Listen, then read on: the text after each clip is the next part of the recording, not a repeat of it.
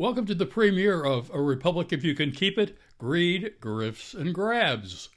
Trump and his cabal generally suck at things like, government services and foreign relations, but they're at their best when it comes to using the government to enrich themselves.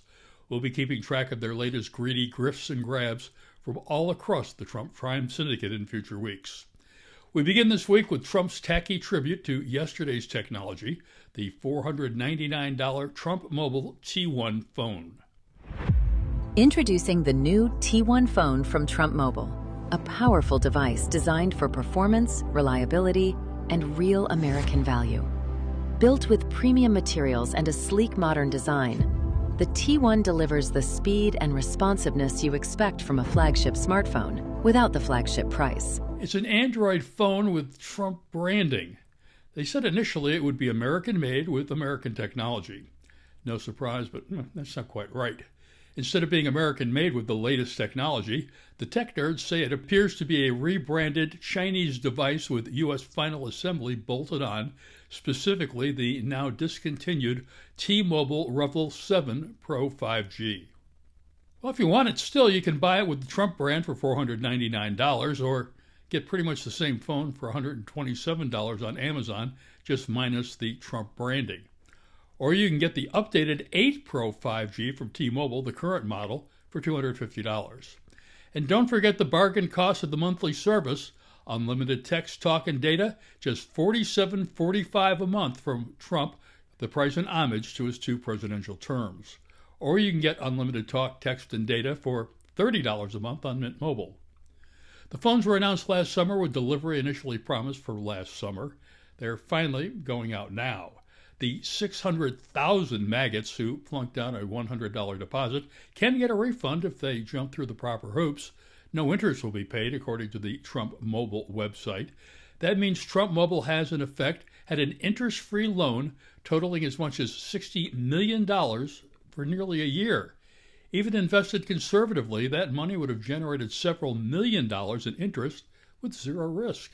Nicely done, Donald. Also on the greedy grift and grab bulletin board, a scheme that goes to the benefit of Trump's political stooges who are playing a game called Can't Lose Lawsuits. The concept is simple. You file a ridiculous lawsuit against the federal government because you got caught doing something illegal, were investigated, and maybe even convicted. Now, if those lawsuits ever went to trial, the judge or jury would laugh you out of court. So, no trial. You negotiate a settlement out of court with your buddy Donald and his friends. Take, for example, wacko General Michael Flynn, who was a national security advisor for all of a month in Trump's first term. He pled guilty to lying to the FBI. That's a felony. He admitted he did it in court.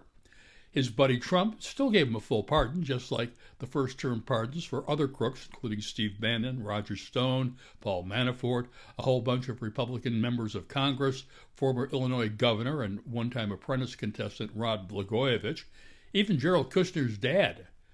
The cherry on top for General Flynn in his lawsuit? He settled with Trump's underlings at the Department of Justice for a cool $1.25 million. Pretty good. Commit a felony, plead guilty, walk away with no jail time, no criminal record, and $1.25 million. Also on the taxpayer-funded gravy train, an obscure campaign staffer from the first campaign, Carter Page. He didn't even need to get arrested to claim his payout.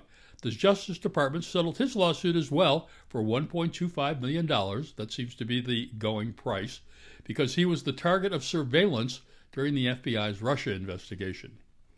Page claimed in a 2020 lawsuit that he was a victim of unlawful spying by the FBI agency that was investigating whether Trump's 2016 campaign had conspired with Russia to affect the outcome of the election.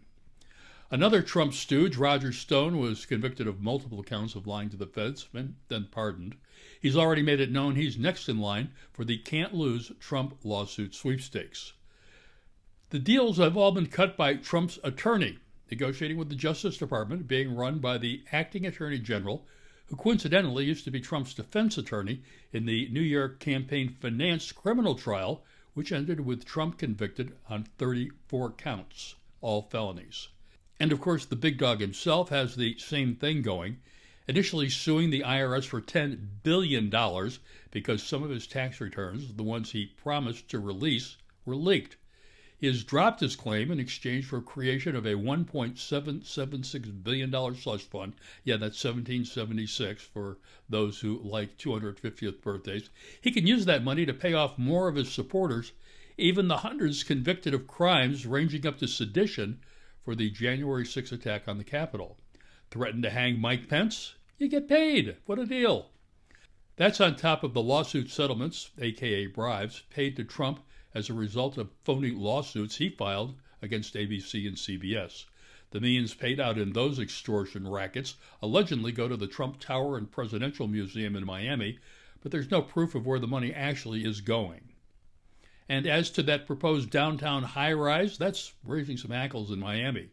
Trump suck-up Governor Ron DeSantis and his minions decided to give Trump a $67 million piece of prime downtown Miami real estate for the library, which will also conveniently include a Trump hotel and office space, both of them for-profit enterprises.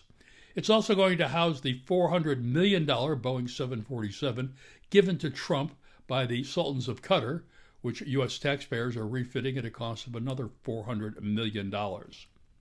And in the last few days, a sweetheart no-bid contract for Trump's pool guy, who's turning the Lincoln Memorial reflecting pond into a Mar-a-Lago-style swimming pool. That's it for now. Thank you for your attention to this matter.